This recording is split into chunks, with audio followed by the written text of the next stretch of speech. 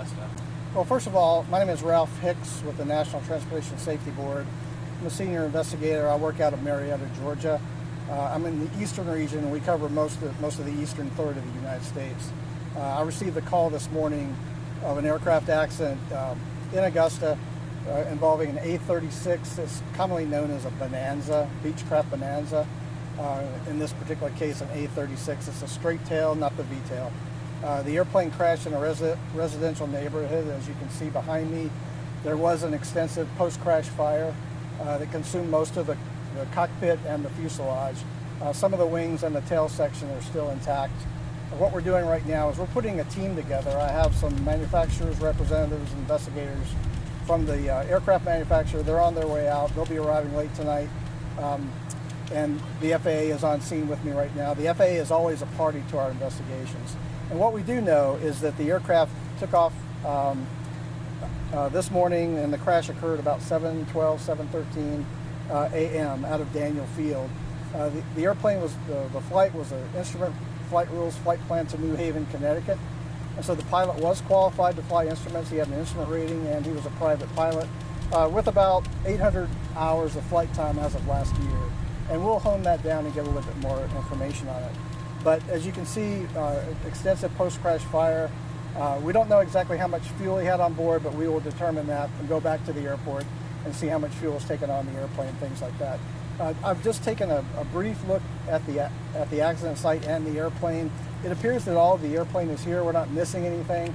Over my right shoulder, as you can see up in the tree, there is the outboard section of the left wing is up there, and we're making arrangements right now to get that down so we can continue our investigation. Also, several power lines were affected by this, and we're working with the power company, Georgia Power, right now to restore power and make the scene safe so that the team can go in and start the investigation. How long will this take for you all to look at? Will this plane be here for days, or what are we looking at? We're looking probably at about 24 to 36 hours on scene here. Okay, and then we're going to be recovering the airplane, recovering the wreckage to a facility in Griffin, Georgia that specializes in aircraft recovery. There we have a hangar that we can lay the airplane out and actually reconstruct it, put everything back together, look at the engine, all the systems, the flight controls, the landing gear, all those things that we need to confirm we're working or not. And so we don't have any indications of a distress call at this point. Daniel Field does not have a tower, and so anything that was recorded may have been recorded by someone in their airplane, but we don't have any indications of a distress call at this time. So, but we're going to keep looking for things like that. We do have some indicators from Ring doorbells that they may have picked up the airplane, either visually or orally. So we're going to look at that too.